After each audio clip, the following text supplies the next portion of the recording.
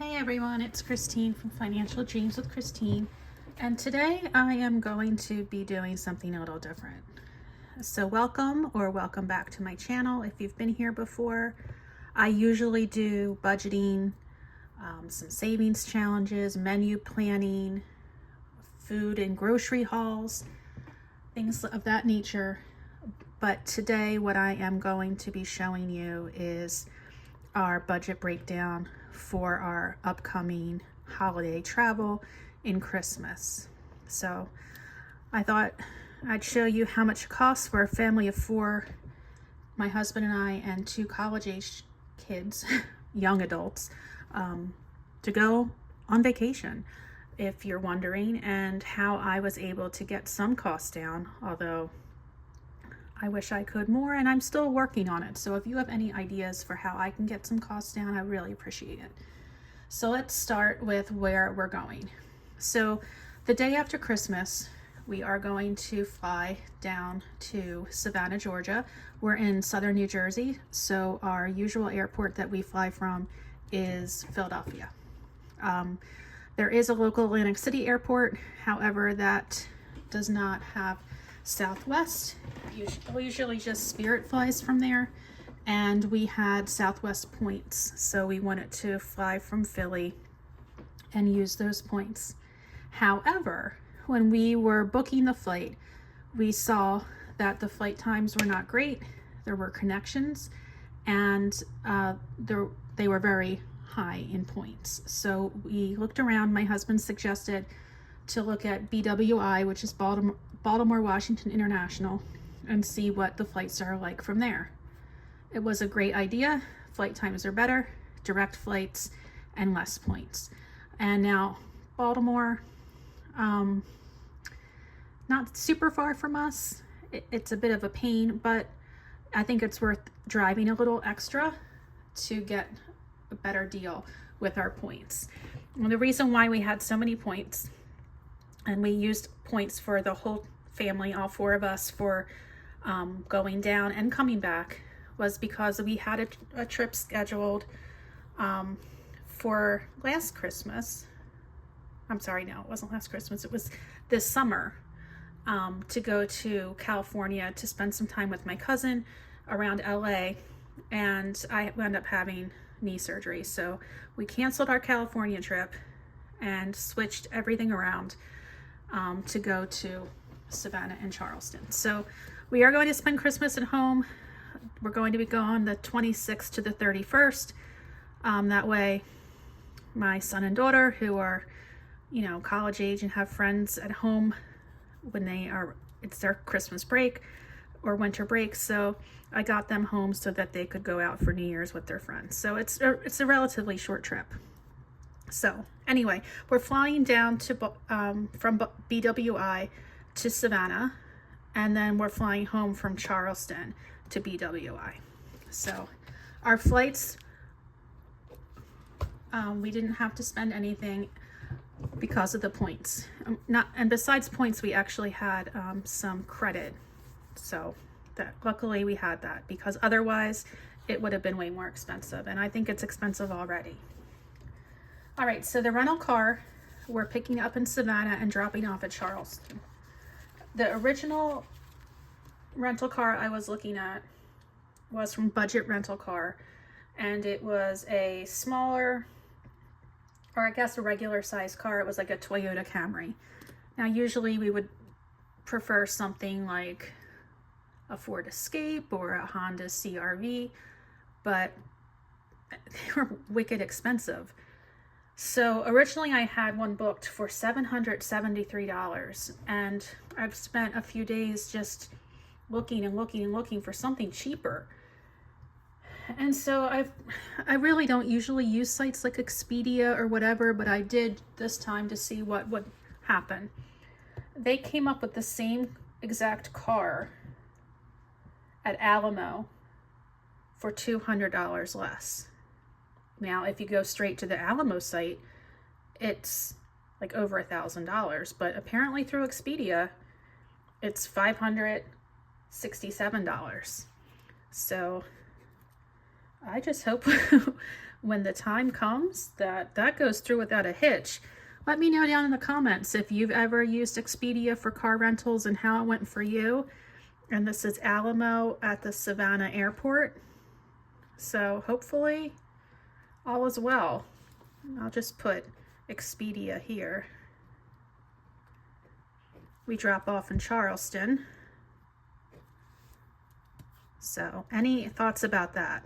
I think I'm still going to look because that's not that many days. 26, 27, 28, 29, 30. That's like four whole days. Not even four. Yeah, 4 whole days. Anyway, lodging. We have a family of 4. That means we need 2 hotel rooms. 2 hotel rooms is expensive. So usually we stay at hotels like IHG, like Holiday Inn Express. But when you get 2 hotel rooms, it's like $500 a night or more. So we do often look at Airbnbs because they can be quite less than the hotels and have more amenities, like you can cook your own breakfast, you can have groceries in a refrigerator, and you can wash your clothes and things like that. So we are going to stay at 2 different Airbnbs. Our first one in Savannah.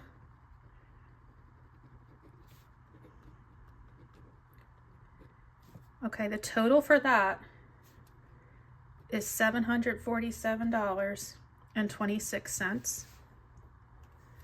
And oh my gosh, the lodging in Charleston is so expensive. It's ridiculous. I think I found the cheapest Airbnb that would work. And I even looked at hotels there. I'm like, wait, maybe hotels are cheaper. No, they're not. They're really, really not. Okay, so this total is $1159.90. Now I have put forth deposits for these 2 already. So this one has a balance of $431.65. And this one has a balance of $927.92. So this is the total and this is the balance. So it's not too bad, I guess, when you look at the fact that I already have that paid, but I just think that's expensive. Holy cow.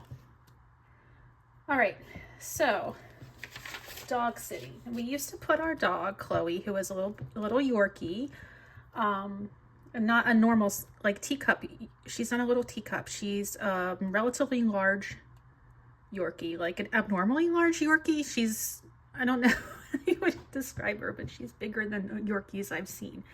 And I don't just mean that she's not just plump, she's tall. She's like, and she's purebred. We actually, it's a whole story. We adopted her at a shelter because the owners were older and she was too much for them to handle, and they had gone through and gotten her papers, and she was AKC this and that, whatever. Doesn't matter. She's nuts. She was a crazy puppy, but she's just big. She's a big girl. She's a big little girl, I guess. Anyway, we used to take Chloe and our Golden, who passed away a few years ago, to a, what do you call those places? A kennel. Anyway, Chloe has a lot of separation anxiety, and she would need to be medicated. And we, like, the minute we would drop her off, we would burst out in tears and it would ruin our vacation. So we are going to have someone come in and stay at our house and dog sit for her. Luckily, it is one of my husband's former students who does this now as her, like, side gig. So she doesn't charge us too much for us. And we're going to be using her quite frequently. But whenever we go up to visit my son and daughter at college or something like that, we'll give her a call. But for this trip, I estimate about $300, which is not bad. It would be more than that at the kennel. and at least she'll be home and have love and snuggle time. All right, now for fun and activities, I did my research. What are we going to do down in Charleston, in Savannah this time of year? And I found some really cool things to do, and some of it was free, some of it was not. But one thing I want to do when we're down there is something called the American Prohibition Museum. It looks fun, and you can even buy tickets with a drink. And so, of course, those are more expensive, but that seems like a lot of fun to do. There's the Bonaventure Cemetery. It's famous for all the beautiful statues and the trees. There's just walking along the Savannah Historic District in Charleston. Of course, we want to do Fort Sumter. And so there's lots of things that we want to do that are free, like the cemetery and walking along the district, maybe going to Tybee Island. But then there's the pay activities like Fort Sumter. You have to pay for like the ferry to get over there and the entrance fee, and then the Prohibition Museum and whatever else. So I just wanted to have some money that we can have to do some fun things together as a family. Oh, there's also a ghost tour. We've done those lots of times and they're always fun. So the amount I'm going to put forward for fun is about $500. And it could be less than that, hopefully. Hopefully. And if we come back with extra money, that's okay. I'll just put it forward till the next trip. And for food, I did some research about restaurants. I actually already made reservations for December 27th. There's a restaurant called the Old Pink House. So I'm excited about that. There's also Lady and Sons, which is Paula Deen's restaurant. So I kind of want to go there. And anyhow, I was thinking we would probably spend some money on groceries when we get there and get some things that we like to drink, some snacks for the Airbnb, and some like breakfast and lunch food. If we can eat all those at the Airbnb and just go out for dinners, we should be in good shape. So I was thinking we could spend about $100 on groceries. We'll see if that works out. And then maybe $500 at dinners. And that might be a little bit ambitious, because some of the places could be very expensive, but I'm going to do a mixture of nice, then relaxing, kind of like maybe pizza or something like that. Doesn't have to be a fancy dinner every night. So anyhow, so what's the total damage here? All right, so luckily, like I said before, we don't have to worry about the flights. We have $567.81 for the rental car. I am going to just put the total here for the lodging to see what the overall total is. And then the dog sitting is $300, $500 for fun and activities, and $600 for food. Okay, so that total is $38.74.97. Like, doesn't that seem like a lot of money? Like almost $4,000? If we didn't have the flights, it would have probably been close to $6,000. Now I just want to do what the balance is. Okay, so I'm still going to do the rental car, the Airbnb, Charleston, and then we just still have these.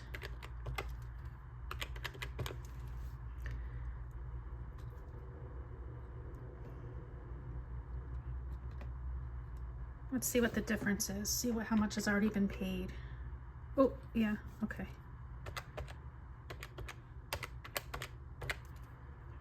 Okay, so we have already paid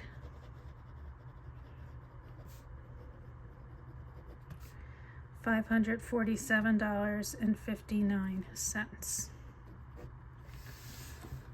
Okay, so I wanted to show you my vacation fund and see where we are headed with that. Okay, so this is my vacation sinking fund, and I'll show you how much we have saved. 1,000, 2,000, 3,000, okay, 31, 50, 70, 90, 92, 93, 94, okay. So we have $3,194 saved. Now let's subtract what we have saved from the balance.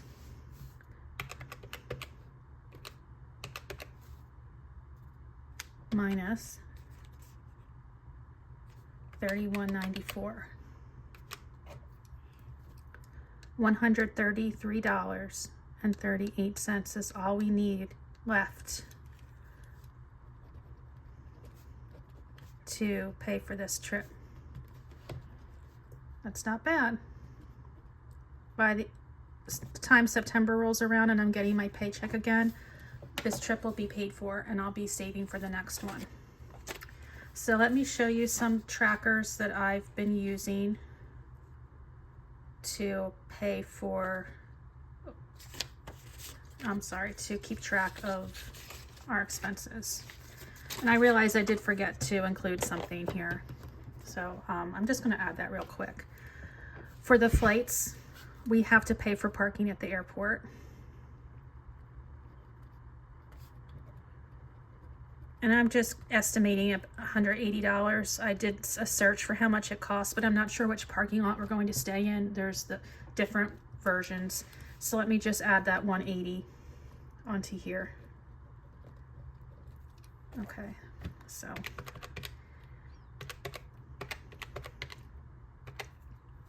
it's really $313.38.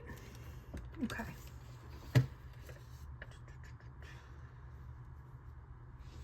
Okay, so I have this tracker, and my original goal was saving $4,000.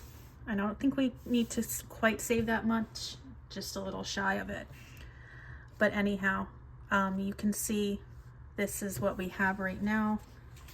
This was $31.94, I believe. Let me just double check. $31.94. So 1,000, 2,000, 3,000, 31. Okay, and we're going to need a few more to get this trip fully funded. I don't think we're going to need all of the 4,000. I might save a couple extra hundred just in case, but we might be able to just snip it and go ahead, because after this trip I'm going to be saving for our trip for 2025, which is to Amsterdam and Bruges, and which is going to cost a whole lot of money. So this was expensive for just being a quick flight from Jersey to Georgia, and then from South Carolina back to Jersey. This the flights for this trip are going to be at least $1,500 a piece, and I'll talk to you later about what I'm going to do to try to make this trip a little more manageable for money. But while I'm focused on this trip, if you have any ideas for making this rental car cheaper, or any ideas if you are a person who flies from BWI, if you have any tricks for parking there. And I don't think we're going to get cheaper with lodging, so that's going to be that. All right, I just wanted to show you what I'm working with here, because I didn't anticipate this trip being that as expensive as it is. So any tips that you have for making it more affordable, I would love to hear from you. I am happy that we almost have it funded, but I'd love to save any kind of money we can. All right, so let me know what you think of my plans, my ideas, any savings tips, and I'd love to hear you by putting them into the comments. And I guess I'll be talking to you all soon. Take care. Bye.